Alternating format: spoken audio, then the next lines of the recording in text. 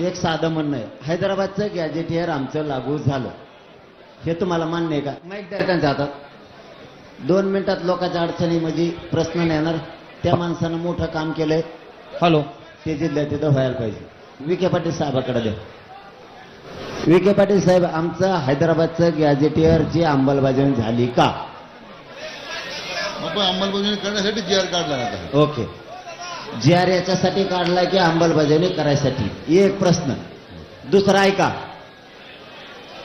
Gazetteer मधील नोंदीच्या आधारे आम्हाला कुणबी प्रमाणपत्र आता दिले जाणार का? बरोबर.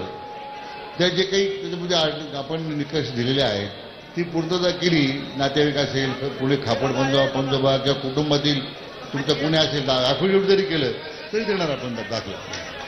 उदाहरणार्थ क्रमांक 1, पोराव लय महत्वाचा विषय उगाच ऐकाकडे नो गोंधळात महापार कंबरड मोरड. समजा हैदराबाद गॅजेटियर मध्ये छत्रपती संभाजीनगरमध्ये अंदाजे 1,23,000 1881 ते 1901 साली 1,23,000 कुणबी दाखवलेत गॅजेटियर मध्ये. त्याचे 5-5 पोरं जरी आता म्हणले 1881 पासून, हा खूप महत्वाचा विखे पाटील साहेब विषय आहे. घाई गडबडीत समाजाचं वाटलं व्हायला नको, बार मला हे लोक गरिबाचे घेऊन यावं लागते. 5-5 जरी म्हणलं, 10-10 जरी म्हणलं, 1,23,000 म्हणलं तरी समजा 1.5 लाख धरू आपण. 6 लाख मराठे छत्रपती संभाजीनगरमध्ये झाले. आता गॅजेटियरचं असं म्हणणं आहे 1,23,000 कुणबी आहेत आणि सध्या छत्रपती संभाजीनगरमध्ये एक बी कुणबी नाही. मग कुणबी गेले कुठे? याचाच अर्थ 1,23,000 त्या काळाचे म्हणजे आत्ताचे 6 लाख मराठे हे सगळे कुणबी.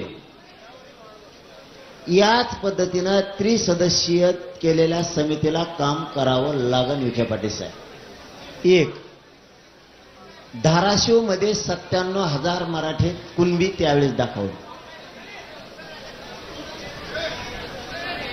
बीड मध्ये 1,12,000 दाखवले. त्यांचे 5-5, 10-10 म्हणलं तरी आता 5 ते 6 लाख मराठे झाले. मग ते जर कुणबी होते तर पहिले कुणबी गेले कुठं? मराठवाड्यातला मराठा हाच कुणबी आहे. विखे पाटील साहेब, हा आमच्यासाठीचा खूप महत्वाचा मुद्दा आहे. मराठवाड्यातले मराठे हेच कुणबी आहेत. या GRच्या माध्यमातून याच पद्धतीनं गॅजेटियर, कलेक्टर साहेब, तहसीलदार साहेब, नायब तहसीलदार साहेब, मुख्य प्राधिकरण याच्यावरती जो काम करणार आहे, 2012चा कायदा जो OBC कायद्याला व्हॅलिड करतो, त्या कायद्याच्या नुसार तुमची त्रिसदस्यीय ही समिती यांच्याकडे सुद्धा हे गॅजेटियर विखे पाटील साहेब द्यावं लागणार आहे. बरोबर का ना? गॅजेटियर द्यावं लागणार आहे. आणि मग ते संबंधित त्या गावातले व्यक्ती, उदाहरणार्थ एका गावात 30 लोक आहेत, 1881 दातड काढणारा नाही तर निघा ना घरी. 30 लोक आहेत एका गावात 1881 ते 1901 मध्ये. आज एका 5-5 बी म्हणलं तरी 3-5 15, 150 लोक एका गावाचे.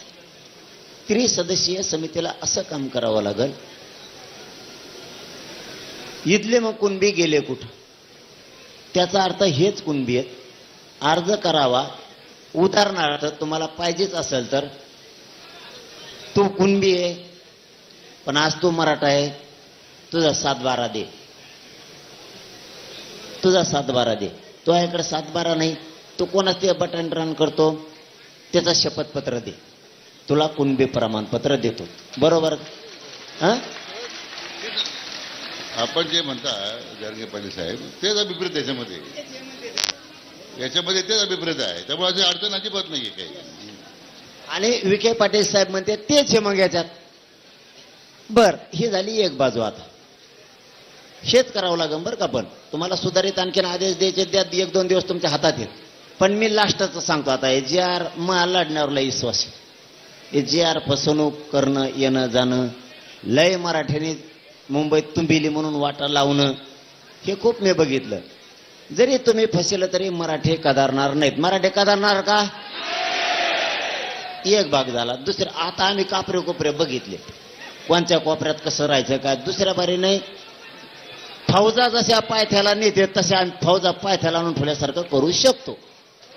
पण माझी तुम्हाला गप्पा रे, मला बोलून द्या. माझी विनंती, जर कदाचित काही अभ्यासकांचं म्हणणं असेल तर मान सन्मान त्यांचा म्हणून, त्यांनी जर आता अंमलबजावणी झाली, पोराय हो आणि अभ्यासकांना सांगतो एवढं बी नव्हतं राव आपल्या हातात. मला लेकराला समजून घ्या यार, मी तुमचं वाटोळं होऊन असं नाही पाऊल उचलणार. मला आयुष्यात नाही कमायचं रे काही, मला तुम्हाला कमायचंय. माझ्या जागेवर दुसरा असता करोडो रुपयांनी पद कमवून घरी बसला असता रे. जर चुकलंच तर विखे पाटील साहेबाला सांगतो, मला उद्या परवा अभ्यासक जर येऊन म्हणले की पाटील इथं इथं फसवणूक झाली, तर विखे पाटील साहेब एकच शब्द पाहिजे आम्हाला तुमच्या, त्याचा सुधारित एक जे आर काढा. नाही, मी जरंगे पाटील साहेबांना एवढं सांगू इच्छितो, अतिशय विचारपूर्वक या सगळ्या प्रक्रिया आपण पूर्ण केलेल्या आहे जी आरच्या माध्यमातून. तरी त्याच्यामध्ये एखादी शंका उपस्थित झाली तर निश्चितपणे आपण माझ्याकडे पाठवा, मी त्यांचं समाधान करीन. त्यांना असं वाटलं नाही ते बदल त्यात थोडा शुद्धीपत्रक करायचं, तसंही करू. काय आमच्या सरकार करू म्हणले. ओके, आता प्रश्न सगळे सुटले, आता शेवटचा राहिला आणि आता लगेच बंद करतो बोलायचं. म्हणजे आता उपोषण आपण काय करायचं काय नाही तर ठरवूच, पण आता एकच राहिला. विखे पाटील साहेब, आम्ही लय तिळ तडपतो गरीबात लेकरं मोठं करायला, कधी काय मागत नाही. पश्चिम महाराष्ट्राचं गॅजेटच घेतलं तुमचं आणि तर राज्यावर जबाबदारी टाकली. 15 दिवसात त्या महिन्यात गॅजेट लागू करायची. मी सोडित नाही, मी आहे ना. मला विदर्भ सारखा नीट ऐक, मी प्रत्येकाचा प्रश्नाचं उत्तर देतो, म्हणजे कुणी देत नाही आजकाल. ते म्हणते जाय तिकडे मग घरी, तुला शान आहे ते, म्हणून तर समाज माया माग आहे. मी पश्चिम महाराष्ट्र, विदर्भ, मराठवाडा, खानदेश कधी वेगळं बघत नाही, पुरा महाराष्ट्र मी एक बघतो, म्हणून समाज माझ्या माग आहे. काय रे इकडे कोपऱ्यात बोल नका रे. म्हणून मी, माझा एक शेवटचा प्रश्न आहे फक्त, विखे पाटील साहेब, आम्ही लय तर पडतो गरीबाचे लेकर, पैसे नको, पद नको, तुमचे वा करू आम्ही, चांगलं करा समाजात तुम्ही, आम्ही तुम्हाला डोक्यावर घेऊन नाचू सगळ्या, आम्हाला काय गरज नाही. आणि ते सामान साहेबाला चांगला माहिती आहे आपला काचका कसं डोक्यावर घेऊन नाचवतो आहे. एकदा शब्द दिले ना डोक्यावरच घेऊन नाचवतो, नाही हलून देत म्हणलं नाहीच हलून देत. तरी 2 फरार राहिले, 2 फरार राहिले, 2 आले नाही, त्यांचे 2 मंत्री आले नाहीत. नाही तर त्यांना माहिती आपण शब्द दिल्यावर मागं सरकतो का. तसं तुम्ही तुमचं आयुष्यभर राजकारण करा, काय करायचं आम्हाला राजकारणाचं फास करणार. आम्हाला आरक्षणाशी मतलब आहे. एकच शब्द शेवटचा सांगतो, जर याच्यात काही झालं, पुन्हा त्या वाशीच्या गुलालासारखं जर झालं, अभ्यासकांनी वकिलांनी वाचलंय, आता वकिला सुद्धा तोंड आणि मी डबल जर काही बोललेत. आणि आता अभ्यासक सुद्धा सगळे म्हणले जे आर सातारा संस्थांचा बरोबर आहे, हैदराबाद गॅजेटचा बरोबर आहे, केशेसचा बरोबर आहे, बलिदान गेलेल्या कुटुंबाचा बरोबर आहे. शिंदे समिती सगळ्या व्हॅलिडिटी द्यायचे आदेश काढतील. शिंदे समिती रोज काम करणार, प्रमाणपत्र सगळ्याचे दिले जाणार, 58 लाख नोंदी ग्रामपंचायतला चिटकेल्या जाणार, हे सगळं सांगितलंय. बलिदान गेलेल्याचे पैसे आणि नोकऱ्या दिल्या जाणार. पण माझा एक प्रश्न वैयक्तिक राहिलाय, जर 4-2 दिवसांनी म्हणले, 8 दिवसांनी याच्यात थोडं चूक आहे, दुरुस्ती करा, फसवेचा अंदाज दिसतोय, काय आहे का? कोण वाचायचं म्हणतं? रातभर वाचितो का? मला असले खोडीचे लोक आवडत नाहीत. आधी वाचायला 2 घंटे दिले, टायमाला कुणाच तरी फोन आला की डबल वाचिते. नका रे, नेत्यासाठी जातीचं वाटवून नका करू. पण मी सांगतो ना पोराव तुम्हाला, माझा शेवटचा तेवढाच एकच शब्द आहे, जर म्हणले कदाचित असं झालं तर विखे पाटील साहेब तुमच्या घरात जीव दिवस तर मी उठणार नाही.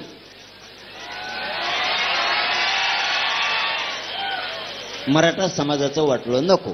आता असं महानशीब चांगलंय, अशा मंत्र्यांनी जे आर काढला की माझ्या टप्प्यातच आहे.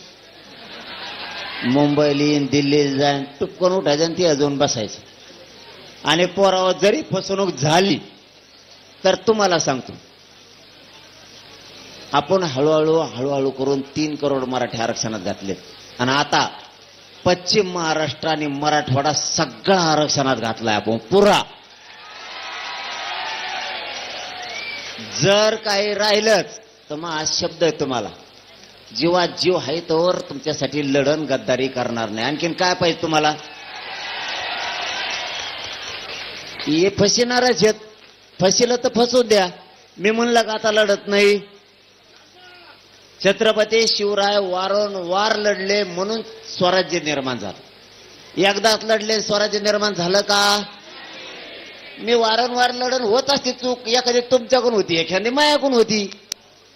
कळालं तुम्हाला? आता तुमच्याकडून एखादी चूक होती, एखादी माझ्याकडून पण होती. झाली चूक तर आम्ही विखे पाटील साहेब दारात जाऊन बसून त्यांना सांगू याच्या सुधारणा करा. या समितीला आदेश द्या.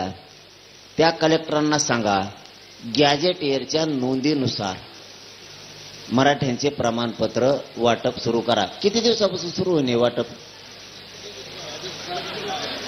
आदेश किती दिवसात निघत असतो ते नाही मला माहित. आता जी आर आपण आज अप्रूव्ह केला आहे, उद्या जी आर इश्यू होऊन जाईल. आता काढला मी जी आर, आता इश्यू होईल. आता मग उद्या पुढच्या 1-2 दिवसामध्ये मी सगळ्या जिल्हाधिकाऱ्यांना सगळ्या सूचना. हे म्हणते 2 दिवसात प्रमाणपत्र वाटपाला सुरुवात होईल हैदराबाद गॅजेटनुसार. मी म्हणतो 8 दिवस. त्याला काय आहे की आता जी प्रक्रिया घालून दिलेली आहे त्या प्रक्रिया ती सुरू करून देऊ. ज्याला पाहिजे तो अर्ज जमला ना? जमलं ओके का? आता ओके म्हणू हा. मग आता काही अडचण नाही ना? जुने अभ्यासक पण आलेले आहेत. ओके ना? आता काही ताण नाही ना? ओके म्हणले ना? आता काही ताण नाही ना? हा, म्हणजे जुने सुद्धा ज्यांनी आयुष्य घातलं ते सुद्धा हा म्हणले. आता मी टेन्शन फ्री. नसता मी विखे पाटील साहेबाच्या बरोबर घरी जाऊन बसतो. तुम्हाला काय करायचं? चुकत असतं रे, मी चुकत असतो, तुम्ही चुकत असतात. जरंगे पाटील आपल्यासाठी सुवर्ण क्षण आहे, मराठवाड्यासाठी आणि पश्चिम महाराष्ट्रासाठी आजचा सुवर्ण क्षण. जरंगे पाटलांचं माझ्या घरी केव्हाही स्वागत आहे. धन्यवाद. चांगल्या कामासाठी स्वागत राहील. तुम्हाला काही चुकीचं आम्ही करतो म्हणून संधी देणार नाही. चांगल्या कामासाठी. वा वा वा. ते म्हणले माझ्या घरी यायची तुम्हाला संधी सुद्धा देणार नाही. गॅजेटियरच्या आधारे नोंदी आणि प्रमाणपत्र द्यायला सुरुवात होतील. आता माझं शेवटचं म्हणणं आहे, म्हणजे झालं शेवटचं झालं. मला वाटतं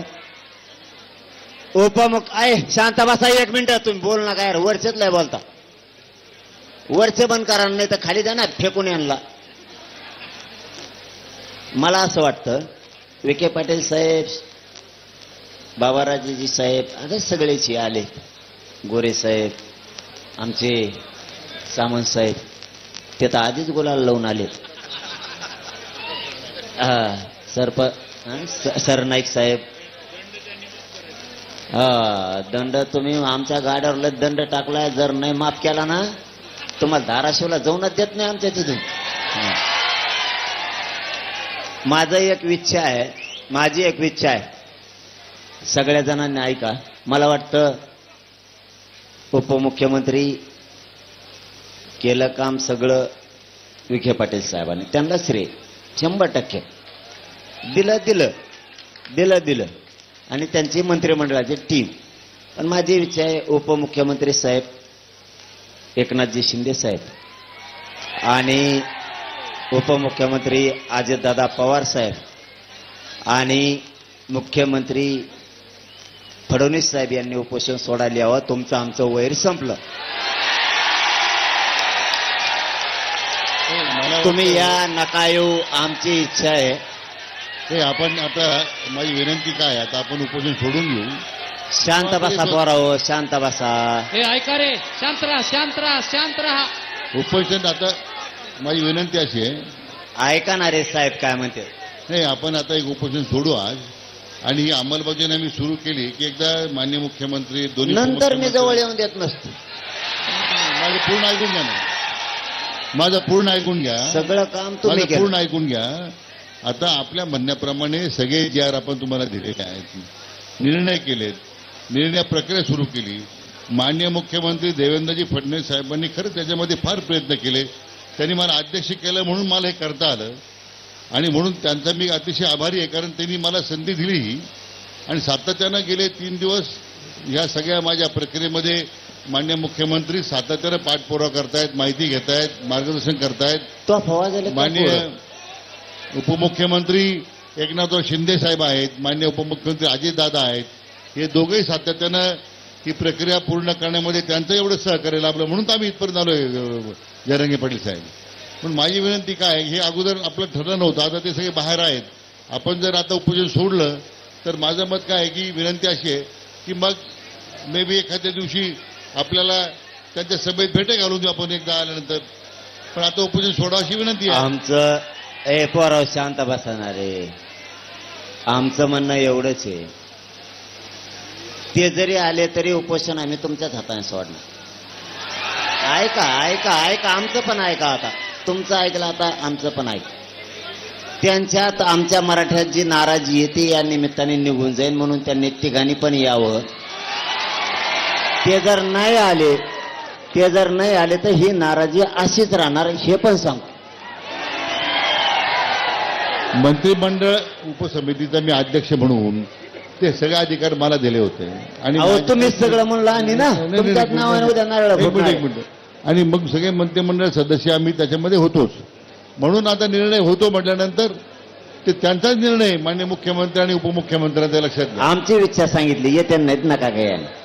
नाही मनोजजी, आमची सगळ्यांची विनंती आपल्याला एवढीच आहे की ज्यावेळी उपसमितीचे सदस्य म्हणून आम्ही काम करतो किंवा अध्यक्ष म्हणून विखे पाटील साहेब काम करतात, तर ज्या ज्या बैठका आमच्या होतात त्याची सगळी माहिती आम्ही मुख्यमंत्री आणि उपमुख्यमंत्र्यांना देतो. आज जो GR आम्ही सगळ्यांनी मिळून काढलाय, विखे पाटील साहेब इथे घेऊन आलेले आहेत, याला देखील माननीय मुख्यमंत्री देवेंद्रजी फडणवीस, माननीय उपमुख्यमंत्री एकनाथजी शिंदे आणि अजितदादांची संमती असल्यामुळेच आम्ही इथं आलेलो आहे. तर आमची सगळ्यांची, कारण आम्हाला उपसमिती करत असताना कॅबिनेट मंत्रिमंडळाचे अधिकार माननीय देवेंद्रजींनी ह्या दोघांनी दिले, त्याच्यामुळेच विखे पाटील साहेबांना हे करता आलंय. तर आमच्या सगळ्यांच्या वतीनं आपल्याला विनंती आहे की आपण आपल्या देखील प्रकृतीचा विचार करून आपण हे उपोषण मागं घ्यावं, ही आपल्याला आम्ही विनंती करतो. आमचं एवढंच म्हणणं होतं की त्यांच्यातली आणि आमच्यातली नाराजीची कटुता कमी व्हावा म्हणून, ते यावा म्हणून नाही. मी कोतवालाच्या हाताने उपोषण सोडायला बसलोय. ते कटुता असती ती कमी व्हावा म्हणून. नाही आले तर नाही आले, असं काही अडचण नाही.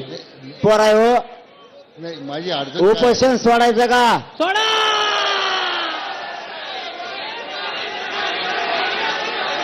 सोडायचं का? फोनवर फिनवर नसतं बोलत मी.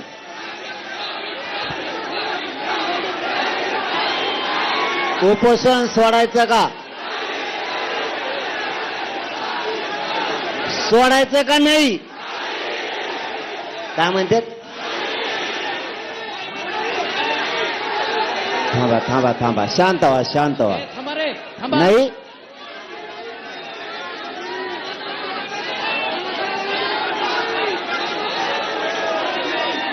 अरे तुम्ही नीट शांततेत सांगितलं तर नीट होईल, नाही तर फालतूपणा केला तर निघा घरी. मग नीट सांगा. त्यांचं म्हणणं असं आहे मुख्यमंत्री उपोषण सोडायला आणा म्हणून ते म्हणतात उपोषण सोडायचं नाही. आपल्यासाठी आपलं काम महत्वाचं आहे, तुमच्यासाठी मी महत्वाचा आहे का तुम्हाला फालतूपणा करायचा आहे? हा, मग मी महत्वाचा आहे ना. यांच्या हाताने गोयना उपोषण सोडायचं. आपल्याला गॅजेट पाहिजे होतं, आपल्या लेकराचं कल्याण झालं, गेला विषय खड्ड्यात. नाही म्हणण्याचा उद्देश ते होता. मी जाणून घेतो म्हणून तर पोरं माझ्या संग आहेत. ते नाही म्हणले का आपण लगेच म्हणायचं असं नाही. नाही कमून म्हणतेत, त्यांचं म्हणणं काय सगळं ऐकून घेतं. पट्ट्यायचं म्हणून हे पट्टे माझ्या संग येतं. त्यांचं म्हणणं होतं मुख्यमंत्री आणि 2 उपमुख्यमंत्री हे यावत, मग उपोषण सोडू. पण आपला उद्देश काय आहे? मराठा आरक्षण.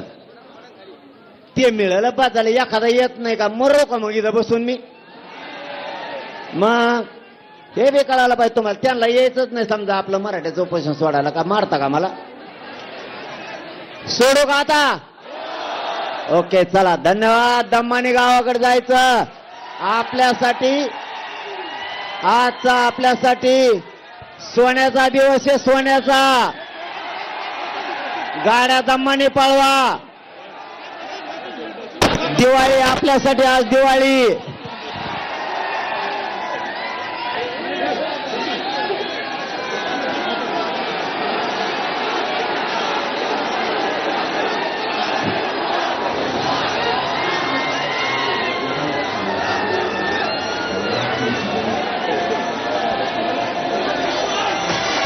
पोराव एक मिनिट थांबा रे पोराव एक मिनिट थांबा एक मिनिट डीजे डीजे बंद करा रे अरे डीजे बंद करा एक मिनिट एक विषय राहिला परवा काय झालं मंत्री साहेब लातूरला 2 पोरांनी परवानगी नाकारली म्हणून आत्महत्याचा प्रयत्न केला आणि एक शिवनेरीला देशमुख म्हणून आणि काल इथं सीएसटीला 2 पोरांचे बळी गेले अटॅकने त्यांना सुद्धा त्या आर्थिक मदत आणि नोकरीत घ्या बस गरीबाचे लेकर आहे जरगे पाटील साहेब मी मुद्दाम बोललो नाही आपल्या GR मध्ये उल्लेख आहे माननीय मुख्यमंत्र्यांनी त्या दोन्ही कुटुंबाला जे अनुग्रह आपण इतर कुटुंबाला नोकरी देण्याचं ते मान्य केलं त्यांनी आपल्या बलिदान गेलेल्या पोरायचं 2 सुद्धा फक्त तुम्ही शांततेत सगळ्यांनी आपण आपल्या गावाकडे जायचं बरं का शांततेत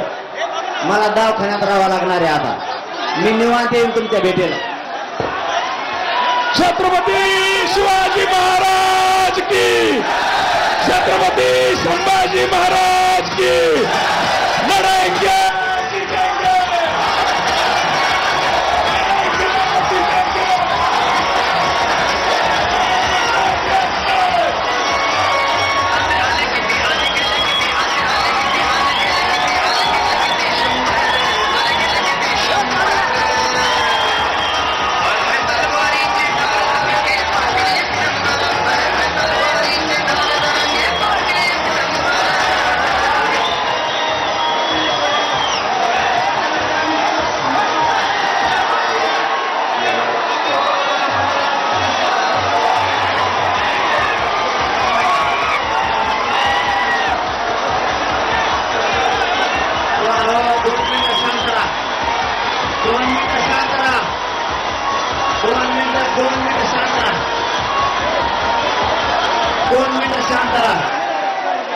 दोन मिनिटं शांत राहा बोलवा आम्हाला माणूस मंत्री बोलायला 2 मिनिटं शांत राहा शिवाजी महाराज की जय भवानी जय शिवाजी धर्मवीर संभाजी महाराज की माननीय शिवदेव पाटलांचा गणपतीची आरती होईल बरं का यांच्या आभार मानल्याच्या नंतर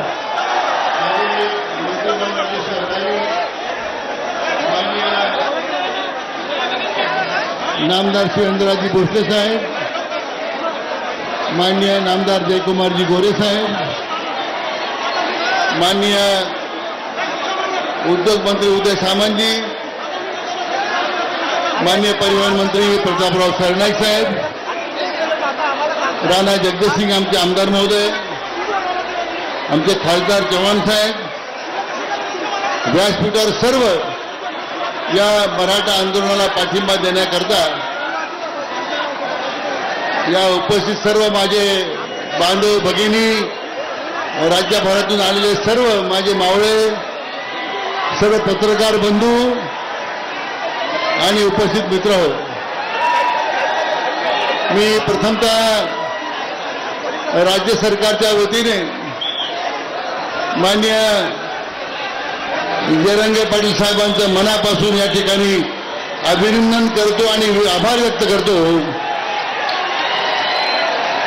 की आपल्या या मराठा बांधवांच्या लढ्याचं नेतृत्व करताना अतिशय निस्पृह आणि निस्वार्थी पद्धतीनं त्यांनी आजचा हा दिवस आपल्या सर्वांना दाखवलेला आहे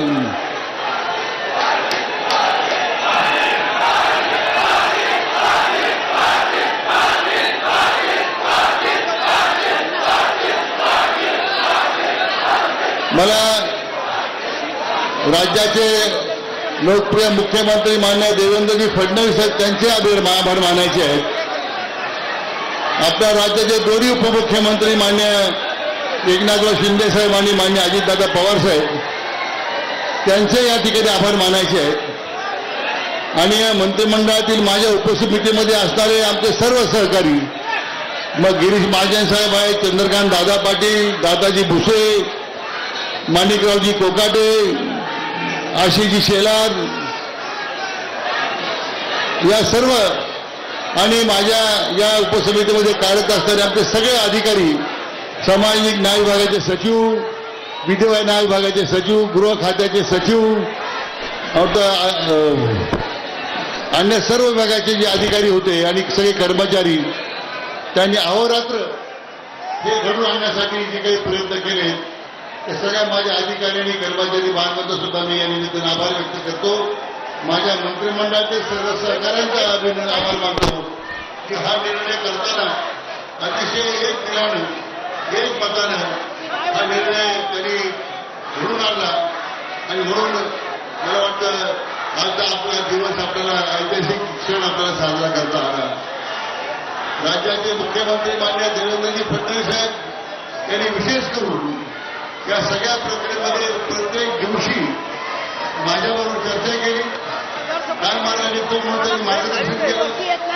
आणि मला वाटतं हे सगळं जे आरक्षण देणं या आजच्या निर्णयाच्या संबंधामध्ये विशेष पुढाकार राहिला.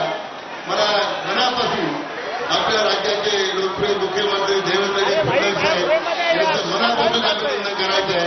शाळांच्या गजराला पण त्यांचं अभिनंदन करावं अशी माझी विनंती आहे. त्यांना सहकार्य करणारे आमचे लोकप्रिय उपमुख्यमंत्री एकनाथराव शिंदे साहेब आणि लोकप्रिय उपमुख्यमंत्री अजितदादा साहेब पवार साहेब यांचं आपण शाळेला करून अभिनंदन करावं अशी माझी आपल्याला विनंती आहे. मी पुन्हा एकदा मान्य जरंगे पाटील साहेबांना मनापासून धन्यवाद देतो. हा जो आपला योद्धा आहे, योद्धा म्हणतो मुद्दा, शेवटी ही लढाई तशी सोपी नाही, सोपी नव्हती. मला वाटतं एक असा योद्धा आपल्याला मिळाला, समाजाला मिळाला, त्यातून समाजाचं जे परिवर्तन आहे ते झाल्याशिवाय राहणार नाही अशा प्रकारचा विश्वास या निमित्ताने मी व्यक्त करतो. आणि जरंगे पाटील साहेबांना मी आपल्या सगळ्यांच्या वतीने आश्वासित करू इच्छितो की आमच्या महायुती सरकारनं, आमच्या राज्य सरकारनं जे जे आश्वासन आपल्याला या रूपानं दिलेलं आहे ते सगळे आश्वासन निश्चितपणे आम्ही पूर्ण करून दाखवू अशा प्रकारची खात्री फडणवीसांनी आपल्याला देतो. मनापासून आपलं अभिनंदन करतो. माझी सगळ्या मराठी बांधवांना विनंती आहे की राज्याच्या कानोकापासून या ठिकाणी आलेले आहेत. आपण अतिशय शांतप्रिय आहात, शांततेच्या मार्गाने आपण परत घरी जायचं आहे. पुढे अनुचित प्रकार घडणार नाही याची आपण काळजी घ्यायची. आपला मराठा बांधव हा किती शिस्तप्रिय आहे हे आपल्या सगळ्या राज्याला आणि जगाला दाखवून द्यायचं आहे. तुमच्या सगळ्यांच्या असीम प्रयत्नातून, त्यागातून आज हे मिळालेलं जे यश आहे, मान्य जरंगे पाटलांच्या नेतृत्वाला मिळालेलं जे यश आहे ते यश हे आपल्या सगळ्यांना अधोरेखित करायचं. मी मनापासून पुन्हा एकदा जरंगे पाटील साहेबांचं आणि आपल्या सगळ्या तमाम मराठी बांधवांचं मनापासून अभिनंदन करतो, आभार मानतो आणि मनापासून पुन्हा एकदा आपल्या सगळ्यांना जाण्याकरता शुभेच्छा देतो. आणि सगळ्यांना उत्तम आरोग्य, उदंड आयुष्य परमेश्वराने द्यावं आणि हे आजचा जो निर्णय झाला आहे तो पूर्णतेला जाण्यासाठी परमेश्वरानं आम्हाला इच्छाशक्ती प्रदान करावी अशी विनंती करतो. मनापासून धन्यवाद. आता आपण गणपतीच्या आरतीला आपण सगळे उपस्थित राहावं, उभं राहावं अशी विनंती करतो. मनापासून धन्यवाद. जय हिंद, जय महाराष्ट्र. बांधवांनो, या मीडियाच्या प्रतिनिधींना जे तुम्ही भरभरून प्रेम दिलं, या मीडिया प्रतिनिधींसाठी एकदा जोरदार टाळ्या होत्या.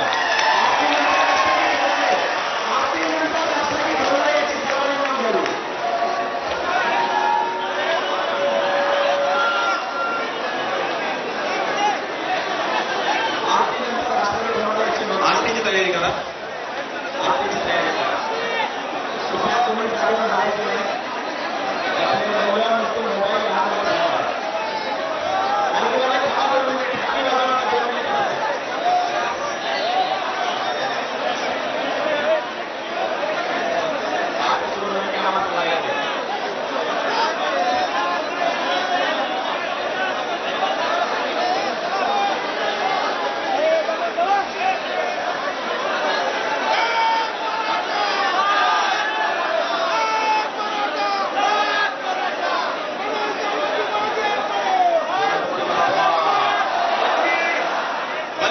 पाठीमागून